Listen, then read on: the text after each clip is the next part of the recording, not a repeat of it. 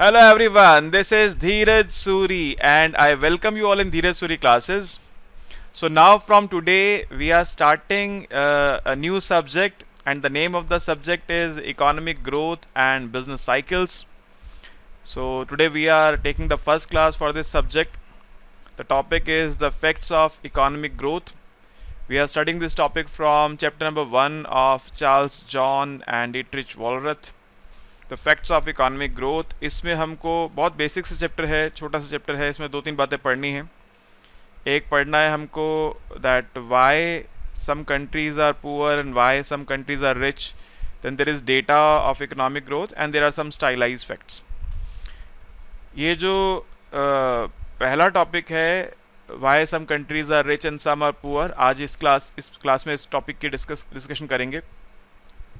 और इस चैप्टर में से वैसे आपको कोई सब्जेक्टिव क्वेश्चन आएगा इसका चांस कम है, लेकिन अगर आया तो यहीं से आएगा.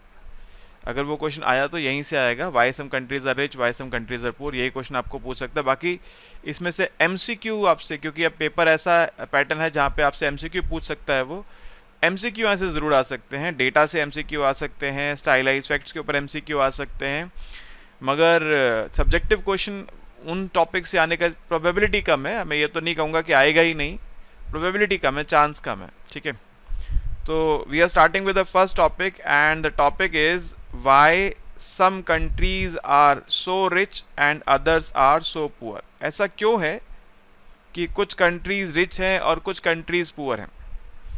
आप देखते हैं जैसे वेस्टर्न कंट्रीज़ हैं, यूएसए है, यूके है, फ्रांस है, स्पेन है, इधर ईस्ट में जापान है. ये कुछ ऐसी कंट्रीज़ हैं जो बहुत रिच. और आप देखते हैं इंडिया में, आप देखते हैं पाकिस्तान में, बांग्लादेश में, अफ़गानिस्तान में, सब सहारन अफ्रीका में, आप देखते हैं बहुत पॉवर्टी है, बहुत गरीबी है. आप कहेंगे नहीं सर इंडिया तो रिच कंट्री है. नहीं नहीं, इंडिया रिच कंट्री नहीं है. आप जब इंडियन इकॉनमी पढ़ेंगे, डेटा देखेंगे तो आपको ये बात पता चल जाएगी कि हमारी सिचुएशन बहुत अच्छी नहीं है आज की डेट में. हम उम्मीद करते हैं कि आगे जाके ज़रूर हम लोग, क्योंकि ऐसा कहा जाता है 21st सेंचुरी ये इंडिया को बिलोंग करती है और अभी तक हमने वाकई में बहुत अच्छा परफॉर्म किया भी है. और हम उम्मीद करते हैं कि इस पूरी सेंचुरी में हम लोग एक डेवलप्ड कंट्री के फॉर्म में उभर के सामने आएंगे. लेकिन हम अभी तो आज की बात कर रहे हैं. तो ऐसा क्यों है कि कुछ कंट्रीज़ रिच हैं और कुछ कंट्रीज़ पुअर हैं. इसके रीज़न को एनालाइज करना है. इकोनॉमिक ग्रोथ जब आप पढ़ते हैं तो आप ये समझना चाहते हैं, यहाँ पे हम लोग डेवलपमेंट की बात, यहाँ पे हम लोग नंबर्स की बात कर रहे होते हैं, बेसिकली इनकम की बात कर रहे होते हैं ज़्यादातर. डेवलपमेंट इकोनॉमिक्स में और एस्पेक्ट्स आते हैं हमारे सामने. लिटरेसी क्या है, एजुकेशन अवेलेबल है या नहीं, हेल्थ फैसिलिटीज़ अवेलेबल है या नहीं, या फिर इंफ्रास्ट्रक्चर क्या अवेलेबल है, क्वालिटी ऑफ लाइफ क्या, वो सब आते हम डेवलपमेंट में करते हैं. इकोनॉमिक ग्रोथ में हम लोग बेसिकली नंबर्स पे फोकस कर रहे होते हैं कि हमारी जो इनकम है वो ज़्यादा है या कम है, और ज़्यादा है तो क्यों ज़्यादा है, कम है तो क्यों कम है. तो इसलिए हम बेसिकली भी यहाँ पर इनकम पे फोकस्ड हैं. Why some countries are so rich and others are so poor. ये क्वेश्चन एज इट इज़ आपके सामने आ सकता है इसी फॉर्म में. थोड़ा बहुत लैंग्वेज ऊपर नीचे करेगा तो करेगा, लेकिन ये क्वेश्चन इसी फॉर्म में आएगा. आंसर लिख के मैंने दिया हुआ आपको. इसके बहुत सारे कारण हैं. देखिए, जब आप थ्योरी में क्वेश्चन लिखते हैं तो आपको पॉइंट्स बना के लिखना चाहिए, जैसे मैंने आपको यहाँ प्रेजेंट किया है. जैसे आंसर मैंने लिख के दिया, आपको ऐसे पॉइंट्स बना के आपको लिखना चाहिए. इससे पढ़ने वाले के लिए भी आसान होता है कि आप क्या कहना चाहते हैं. अगर आप यही बात पैराग्राफ के पैराग्राफ भर देंगे तो कौन पढ़ेगा, इतना समय किसके पास नहीं होगा. लेकिन पॉइंट्स पढ़ने में आसान होते हैं. आपको जो एग्जामिनर है, पेपर चेकर है, वो समझ जाता है कि आप क्या कहना चाहते हो. तो देखिए, इसके बहुत सारे कारण हैं जिसकी वजह से कुछ कंट्रीज रिच हैं और कुछ कंट्रीज पुअर हैं. पहला हम पॉइंट देते हैं हिस्टोरिकल फैक्टर्स. देखिए, हिस्ट्री में कुछ ऐसी बातें हुई जिन वजह से कुछ देश आगे चले गए, कुछ पीछे रह गए. एक है जिसको बोलते हैं क्या, कॉलोनियलिज्म, इंपेरियलिज्म. कुछ कंट्रीज के ऊपर दूसरी कंट्रीज ने कब्जा कर लिया. जैसे इंडिया के ऊपर ब्रिटिशर्स का रूल था, ऐसे बहुत सारी कंट्रीज पे दूसरी कंट्रीज का रूल था. अब जो कंट्री पे कब्जा हो गया, उसके रिसोर्सेज जिस कंट्री ने रूल कर रही है, जो कंट्री रूल कर रही है, वो अपने मर्जी से यूज़ कर रही है. हाँ, तो हमारी कंट्री, हम कहते थे हमारी जो कंट्री थी सोने की चिड़िया थी, और वो सब अंग्रेज हमको लूट के ले गए और हम गरीब हो गए. ये बात फैक्ट है कि ब्रिटिशर्स के आने से पहले, आप इस बात को नंबर्स को वेरीफाई कर सकते हैं, ब्रिटिशर्स के आने से पहले इंडियन इकॉनमी की जो जीडीपी थी वो वर्ल्ड में नंबर 1 नंबर 2 पे आती थी.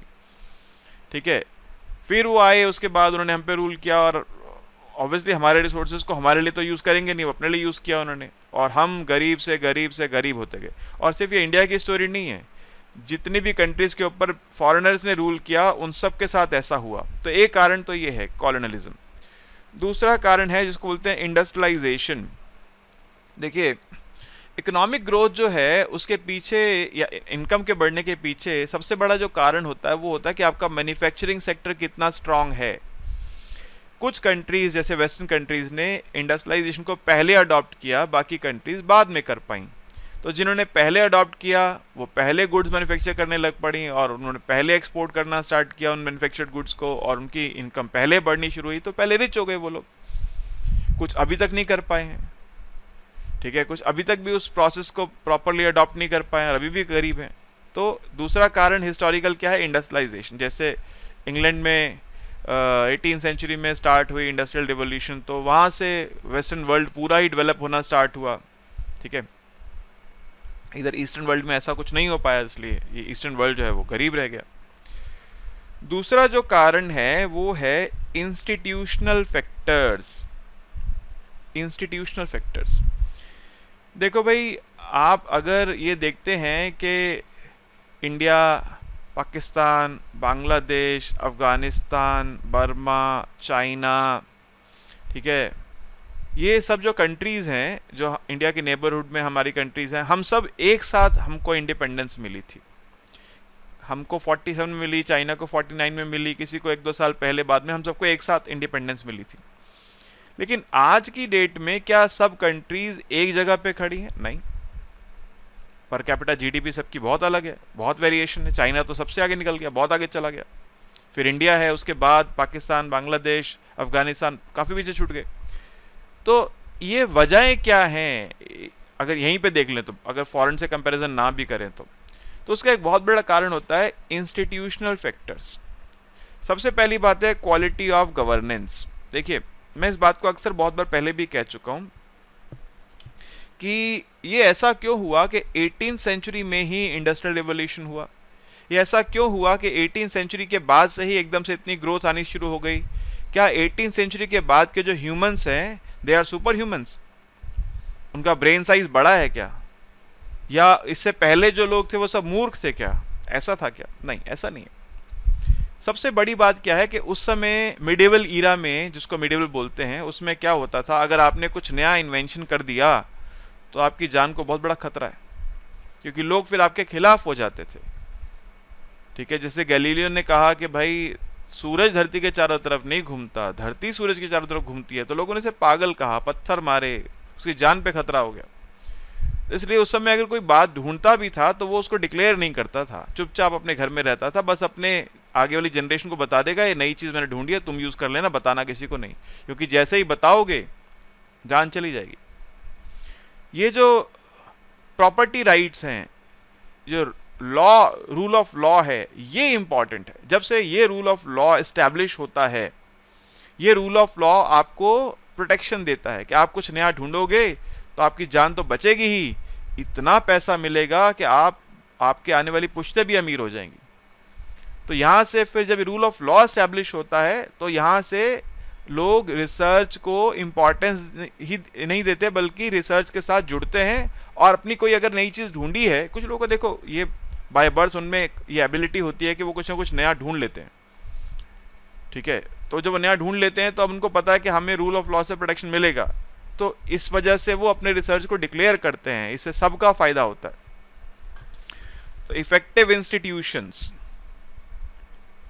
Including rule of law, property rights and political stability are crucial for economic growth. तो ये जो 18th सेंचुरी से बात स्टार्ट होती है, जिन जिन कंट्रीज में आज भी नहीं है, जहाँ पे आज भी क्योस है, जहाँ पे आज भी आपको पता नहीं कि कल क्या हो जाए, आज मैं यहाँ पर एक नई इंडस्ट्री लगाऊं और कल यहाँ के जो रूलर हैं मुझे भगा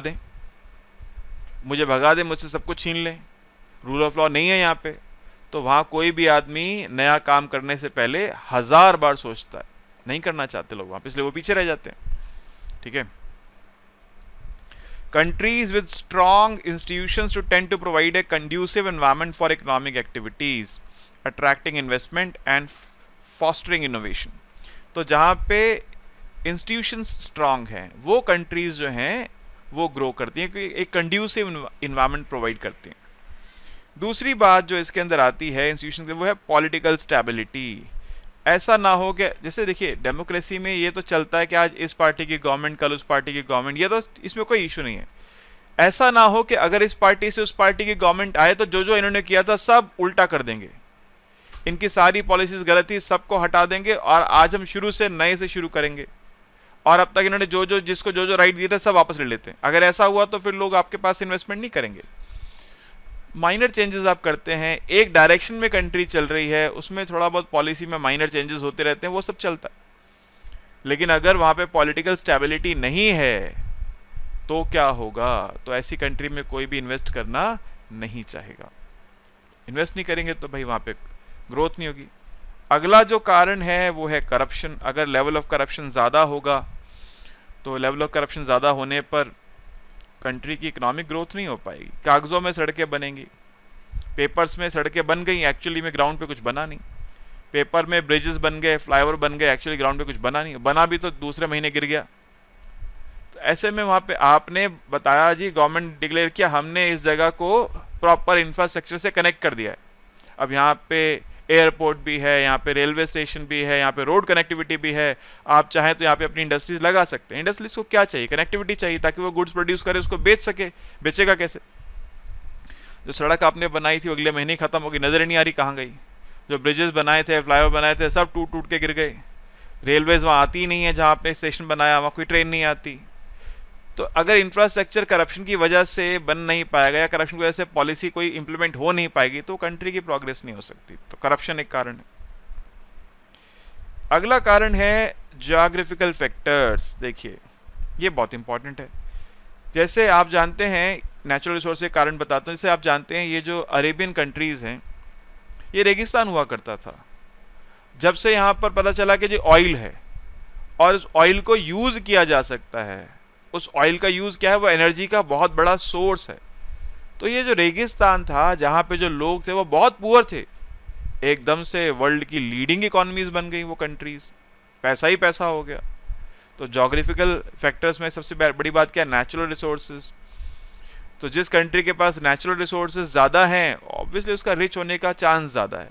ये चांस है। अब आप उसको यूज़ कैसे करते हैं? करप्शन है अगर आपके पास और आप रिसोर्सेज को ही एक्सप्लॉइट कर डालते हैं, बर्बाद कर डालते हैं, तो डेवलपमेंट नहीं होगी। सब चीज़ों का सिंक्रोनाइजेशन ज़रूरी है। तो रिसोर्सेज होना ज़रूरी है और साथ में प्रॉपर गवर्नेंस ज़रूरी, रूल ऑफ लॉ ज़रूरी है। इसके बाद क्लाइमेट एंड एग्रीकल्चर। जैसे इंडिया जो है, भगवान ने हमारे देश को बड़े प्यार से बनाया। हमारे पास सब कुछ है, हमारे पास नदियां हैं, पहाड़ हैं, सर्दी है, गर्मी है, हमारे पास सब ट्रॉपिकल जो एरियाज होते हैं वो हैं, सब कुछ है। आप वर्ल्ड में जो चीज़ सोचते हो ये होनी चाहिए, सब इंडिया के पास है। आपको बर्फ़ चाहिए तो वो है, समंदर चाहिए तो वो है, और आपको अगर फर्टाइल लैंड चाहिए तो वो है, आपको डेजर्ट चाहिए तो वो भी है। हर तरह की चीज़ इंडिया के पास अवेलेबल है।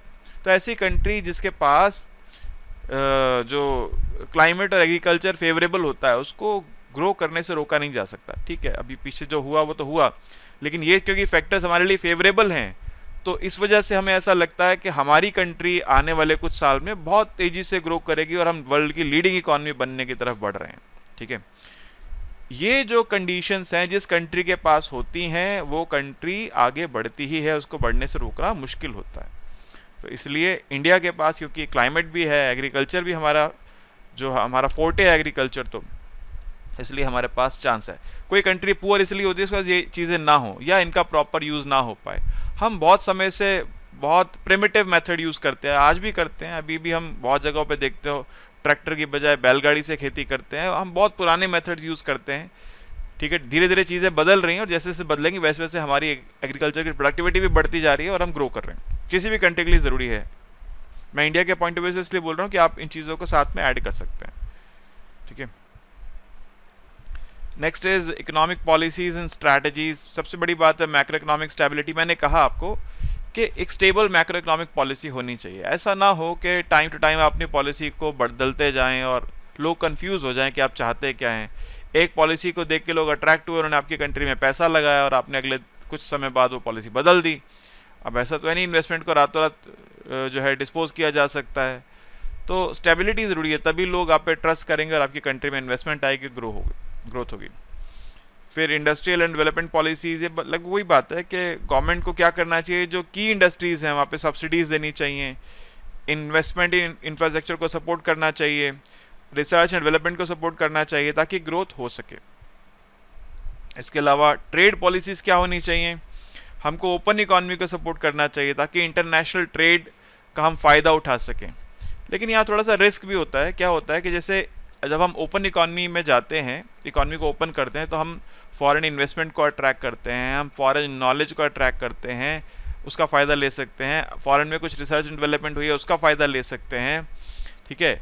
लेकिन ऐसा भी हो सकता है कि फॉरेन कंपनीज इतनी सुपीरियर हों कि हमारी जो डोमेस्टिक प्रोड्यूसर्स हैं उनको कॉम्पीट ना कर पाएँ, क्योंकि वो टेक्नोलॉजिकली बहुत एडवांस हो सकते हैं। वहाँ पे फिर गवर्नमेंट को थोड़ा सा कॉशियस प्ले करना पड़ता है। वहाँ गवर्नमेंट को ऐसी पॉलिसीज बनानी चाहिए कि अपनी डोमेस्टिक कंट्रीज को, कंपनीज को वो प्रोटेक्ट कर पाए, ठीक है। नेक्स्ट जो है वो है टेक्नोलॉजी एंड इनोवेशन। जो कंट्री टेक्नोलॉजी को अडॉप्ट करती है वो अमीर हो जाती है, और जो यही मान के चलती है भैया कि धरती ही सूरज की चारों तरफ नहीं घूमती, सूरज धरती के चारों तरफ घूमता है, इसी बात को मानेंगे हम लोग, नई बात को हम एक्सेप्ट करने को तैयार नहीं है, तो वहाँ ग्रोथ होने का चांस बहुत कम है। जब कोई साइंटिफिक रिसर्च सामने आती है, एविडेंस के साथ कोई बात आपके सामने आती है, उसको जब तक आप एक्सेप्ट नहीं करेंगे आप ग्रोथ नहीं कर सकते। तो इनोवेशन को एक्सेप्ट करना ज़रूरी है, ठीक है। टाइम के साथ पॉलिसीज़ को बदलना, विद पैसेज ऑफ टाइम जो नई चीज़ आती हैं उसको अडॉप्ट करना। जो कंट्रीज अडॉप्ट करती हैं वो ग्रो करती हैं, और जो स्टैटिक वे में रह जाती हैं वो पीछे छूट जाती हैं, वो फिर नहीं ग्रो कर पाती। So the ability to adopt and adapt technologies developed elsewhere also plays a significant role. Technology boosts productivity, leading to higher outputs with the same or fewer inputs. Simple सी बात है भाई, अगर आप खेती अभी भी बैलगाड़ी से करोगे और सामने वाला देश जो है वो ट्रैक्टर और पता नहीं latest state of the art technology use कर रहा है, तो आपकी प्रोडक्टिविटी कहाँ मैच करेगी उससे। जब तक आप 1 हेक्टेयर का खेत जो है वो तैयार करोगे तो पता नहीं कितने हेक्टेयर तैयार कर चुका होगा। मैन पावर, वो अपनी मैन पावर को बहुत एफिशिएंटली यूज़ कर रहा होगा, आपके यहाँ पे लोग गरीब रह जाएंगे। तो टेक्नोलॉजी को अडॉप्ट करना ज़रूरी है, ठीक है। रिसर्च एंड डेवलपमेंट को प्रमोट करना ज़रूरी है।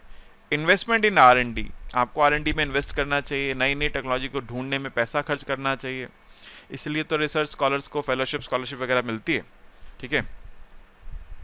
अच्छा, नेक्स्ट इज ह्यूमन कैपिटल। देखिए, ये किसी भी कंट्री की ग्रोथ में सबसे इंपॉर्टेंट होता है ह्यूमन कैपिटल। आपके पास ह्यूमन कैपिटल कैसा है, एजुकेशन कैसी लोगों के पास, उनकी हेल्थ कैसी है। तो गवर्नमेंट का काम क्या है, जो कंट्रीज एजुकेशन में, हेल्थ में इन्वेस्ट करती हैं, वहाँ पे लोग एजुकेटेड हैं, वहाँ पे लोग हेल्दी हैं, तो वहाँ के प्रोडक्टिविटी ज़्यादा ही होगी, वो कंट्रीज अमीर होंगी। और जहाँ पर एजुकेशन या हेल्थ में इन्वेस्टमेंट नहीं होती है, वहाँ के लोग ना तो पढ़े लिखे होंगे ना हेल्दी होंगे, तो वहाँ की इनकम कम ही होगी। बहुत सिंपल सी बात है। So investment in education and health care leads to more skilled and productive workforce, which is essential for economic growth. Simple. Demographies. देखिए, जैसे इंडिया की मैं बात अगर करूं तो हम अभी हमारी कंट्री एक स्वीट स्पॉट में है। We are a young economy, हम एक यंग कंट्री हैं। हमारी जो डेमोग्राफी है वो हमारे फेवर में है आज की डेट में, क्योंकि जो यंग पॉपुलेशन है वो हमारी कंट्री का एक बहुत बड़ा, हमारी पॉपुलेशन का बहुत बड़ा पार्ट यंग पॉपुलेशन। अब से 30-40 साल बाद वो ऐसा नहीं रहेगा। फिर ये एक साइकिल है, कभी यंग पॉपुलेशन ज़्यादा होती है, फिर कभी ओल्ड ज़्यादा होती है, फिर यंग ज़्यादा होती है, फिर ओल्ड ज़्यादा होती है, साइकिल चलती रहती है। आज के टाइम पे अगले 30 साल तक India is in A sweet spot. हमारे पास यंग पॉपुलेशन ज़्यादा है, और जो यंग माइंड्स हैं, यंग हैंड्स हैं, यंग लेग्स हैं, दे आर मोर कैपेबल। वो ज़्यादा एफिशिएंटली काम कर सकते हैं। बुजुर्ग हो जाता है इंसान तो उतने कैपेबिलिटीज़ नहीं रह जाती हैं। तो जिन कंट्रीज़ में ओल्ड पीपल ज़्यादा हैं वो कंट्रीज़ के अमीर होने का चांस कम हो जाता है, और जिन कंट्रीज़ में यंग लोग ज़्यादा हैं उनके अमीर होने का चांस बढ़ जाता है। तो इंडिया के साथ ये अभी फेवर में बात है कि हम यहाँ से, इसलिए मैंने कहा ये सेंचुरी इंडिया के लिए बहुत सारे कारण हैं। मैं कुछ पहले बताए कारण ये भी है कि हमारे पास यंग पॉपुलेशन ज़्यादा है, ठीक है, वर्किंग एज पॉपुलेशन ज़्यादा है। Next is globalisation and integration. ये लगभग वही ओपन इकॉनमी की तरह ही है कि आप अपनी कंट्री को इंटीग्रेट कर लीजिए ग्लोबल इकॉनमी के साथ, स्ट्रॉन्ग ट्रेड लिंक्स रखिए, ठीक है। तो globalisation has allowed countries to benefit from transfer, technology transfer, foreign investment, international knowledge spillovers and access to larger markets. तो आप जो गुड्स बनाते हैं वो बाहर बेच सकते हैं। हो सकता है आपके गुड्स इतने बढ़िया बन जाएं कि आपकी कंट्री में तो सेल हो ही रहे हैं, बाहर भी सेल हो रहे हैं। तो ग्लोबलाइजेशन से आप क्या कर सकते हैं, अपने गुड्स को फॉरेन कंट्रीज में सेल कर सकते हैं, एक्सपोर्ट्स बढ़ा सकते हैं, पैसा कमा सकते हैं। इसका एक रिस्क भी होता है, अगर आपकी कंट्री में जो अनकॉम्पिटिटिव इंडस्ट्रीज है उनको प्रोटेक्शन देनी पड़ती है, ये मैं पहले बता चुका हूँ। Next is inequality and distribution of wealth. देखिए, जिन कंट्रीज़ में इनइक्वालिटी ऑफ इनकम होती है और गवर्नमेंट उसको ठीक करने की कोशिश नहीं करती, वो कंट्रीज ज़्यादा ग्रो नहीं कर पाती, ठीक है। इक्वालिटी ऑफ इनकम होना बहुत इंपॉर्टेंट है, क्योंकि देखिए आपको इंसेंटिव कैसे मिलेगा। आपको लग रहा है मैं फैक्ट्री में वर्कर हूँ, ठीक है, मैं दिन रात काम कर रहा हूँ, मुझे एक बहुत मीगर सी वेजेस मिल रही हैं और सारा प्रॉफिट इंडस्ट्रियलिस्ट जो है वो कमा के लेके जा रहा है, तो मेरे को क्या इंसेंटिव है मेहनत करने का?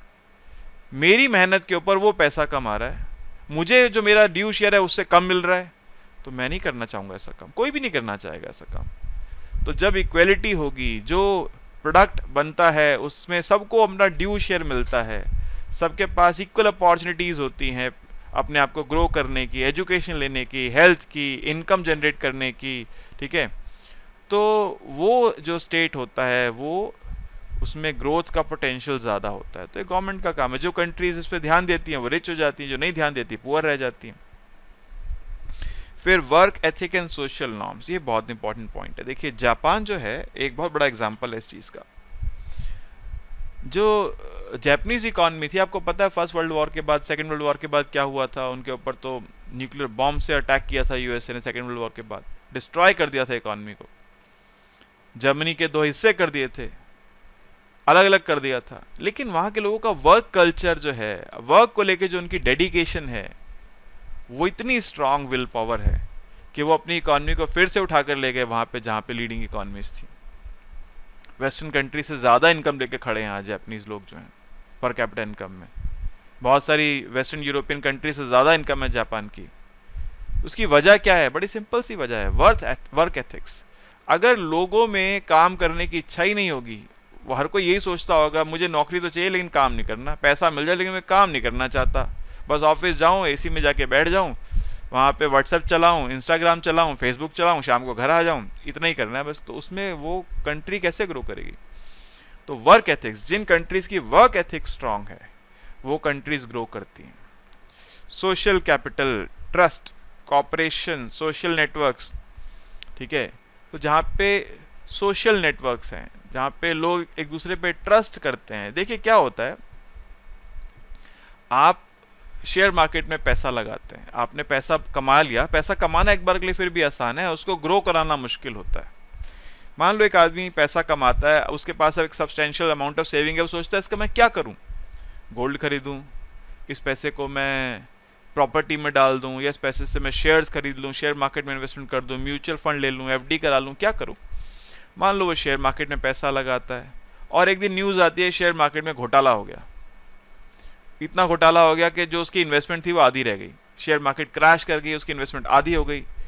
जीवन में कभी भी वो शेयर मार्केट की तरफ मुड़ के नहीं देखेगा और किसी को देखने भी नहीं देगा। जो उसके आसपास लोग होंगे सबको चेताएगा, ऐसा मत करना भैया, शेयर मार्केट में पैसा मत लगाना, ऐसा बोलेगा वो सबको।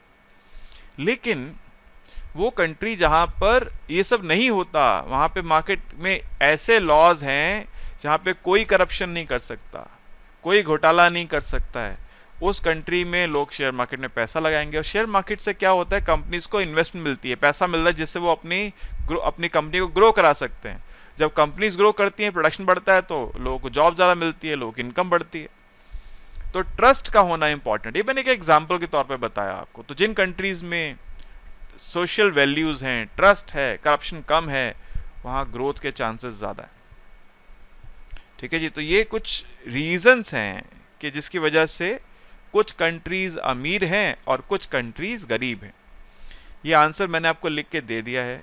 जैसे मैंने बताया, यहाँ से सब्जेक्टिव क्वेश्चन आने का चांस वैसे तो बहुत ही मिनिमल है, इस चैप्टर से एकदम स्टार्टिंग का टॉपिक है ये, लेकिन बाई चांस अगर आ जाए तो यही क्वेश्चन है जो आने का चांस रखता है। ठीक है। और बाकी इसके आगे जो डेटा वगैरह आएगा वहाँ से कुछ MCQs आ सकते हैं, फिर भी एक छोटा 2-3 नंबर का क्वेश्चन आ जाए तो मैं उसको डिनाई नहीं करता, लेकिन बड़ा क्वेश्चन आने का चांस यहाँ से कम है। ठीक है जी। तो क्या है इसका कंक्लूजन क्या है? The disparity between rich and poor countries is result of complex interplay of historical, institutional, geographic, policy related and climate factors. तो इन सब को मिला के होता है, वो ये कारण है, हिस्टोरिकल फैक्टर्स हैं, इंस्टीट्यूशनल फैक्टर्स हैं, क्वालिटी ऑफ गवर्नेंस है, लोगों के सोशल वैल्यूज़ क्या हैं, ठीक है, और कंट्री ट्रेड को कितना प्रमोट करती है, रिसर्च को कितना प्रमोट करती है, नए आइडियाज़ को कितना प्रमोट करती है, इन सब बातों पे डिपेंड करता है। करप्शन कितना कम है। While some countries have managed to overcome challenges through sound governance, effective policies and integration into global economy, others remain trapped in cycles of poverty due to weak institutions, poor governance and adverse historical legacies. तो कुछ countries ने अपने आप को governance से, नई policies लगा के, इंटरनेशनल इंटीग्रेशन से अपने आप को ग्रो करा लिया, और कुछ फंसे रह गए पुराने चक्रों में ही। ठीक है, ओके। तो ये सब कारण है, बाकी 1-2 लाइन मैंने लिखी है आपको पढ़ने के लिए, जितना आप इसमें याद रख पाएँ या कुछ अपना इनपुट आप दे सकें तो आप दे सकते हैं।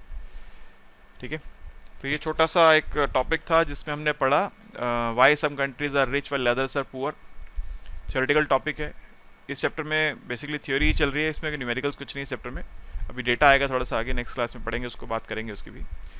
होपफुली आप लोग ये टॉपिक समझ गए हैं। कोई बात आपको समझ में नहीं आई है तो फिर डाउट सेशन में आके डिस्कस कर लीजिएगा। वैसे इस बात का चांस कम है कि यहाँ से कुछ समझ ना आए, क्योंकि बहुत ही जनरल डिस्कशन था। ठीक है, फिर भी आप आगे कुछ डिस्कस करना चाहें, कुछ पूछना चाहें तो डाउट सेशन में आके डिस्कस कर सकते हैं। और क्योंकि ये फर्स्ट लेक्चर है तो मोस्ट ऑफली यूट्यूब पे जाएगा ही, और अगर आप इसको यूट्यूब पे देख रहे हैं तो कोई क्वेरी हो तो नीचे मेरा व्हाट्सएप नंबर है, व्हाट्सएप करके अपनी बात मेरे से पूछ सकते हैं या कॉल करके पूछ सकते हैं। Right, okay, thank you, goodbye, take care.